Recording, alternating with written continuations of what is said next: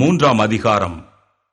புத்தி இல்லாத கலாத்தியரே, நீங்கள் சத்தியத்திற்கு கீழ்ப்படியாமற் போகத்தக்கதாக உங்களை மயக்கினவன் யார்?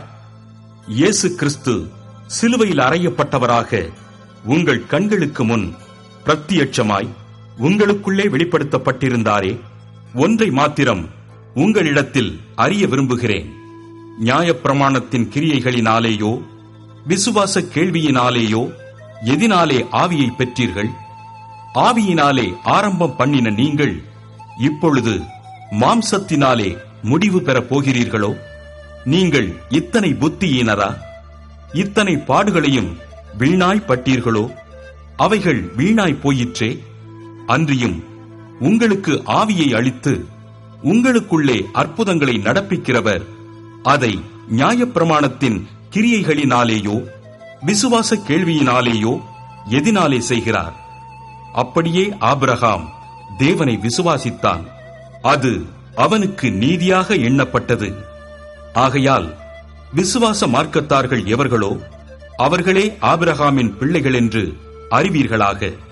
மேலும் தேவன் விசுவாசத்தினாலே புறஜாதிகளை நீதிமான்களாக்குகிறார் என்று வேதம் முன்னாகக் கண்டு, உனக்குள் சகல ஜாதிகளும் ஆசீர்வதிக்கப்படும் என்று ஆபிரகாமுக்கு சுவிசேஷமாய் முன்னறிவித்தது.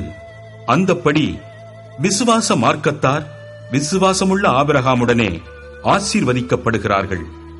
நியாயப்பிரமாணத்தின் கிரியைக்காரராகிய யாவரும் சாபத்திற்குட்பட்டிருக்கிறார்கள்.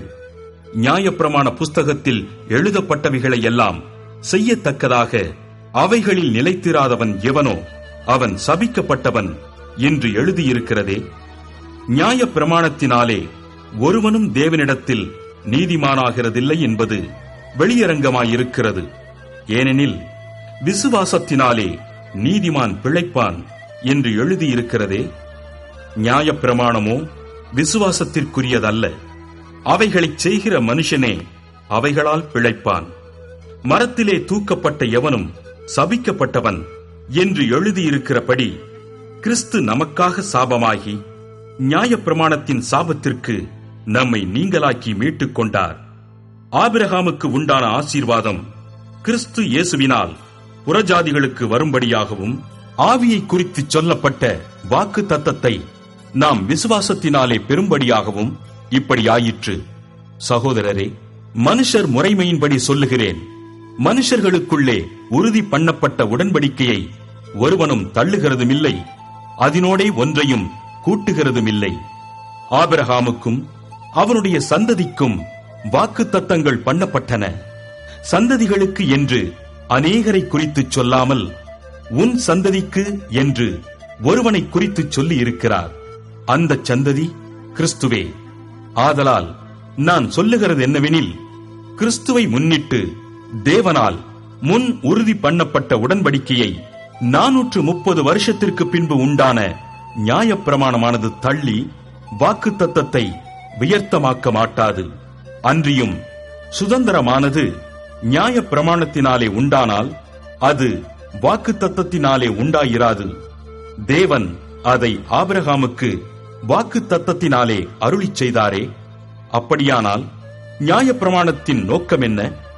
வாக்கு தத்தத்தை பெற்ற சந்ததி வருமளவும் அது அக்கிரமங்களின் நிமித்தமாக கூட்டப்பட்டு தேவ தூதரை கொண்டு மத்தியஸ்தன் கையிலே கட்டளையிடப்பட்டது. மத்தியஸ்தன் ஒருவனுக்குரியவன் அல்ல, தேவனோ ஒருவர். அப்படியானால் நியாயப்பிரமாணம் தேவனுடைய வாக்கு தத்தங்களுக்கு விரோதமா? அல்லவே. உயிரை கொடுக்கத்தக்க நியாயப்பிரமாணம் அருளப்பட்டிருந்ததானால் நீதியானது நியாயப்பிரமாணத்தினால் உண்டாயிருக்குமே. அப்படி இராதபடியால் இயேசு கிறிஸ்துவை பற்றும் விசுவாசத்தினாலே பலிக்கிற வாக்கு தத்தம் விசுவாசம் உள்ளவர்களுக்கு அளிக்கப்படும்படி வேதம் எல்லாரையும் ஏகமாய் பாவத்தின் கீழ் அடைத்து போட்டது.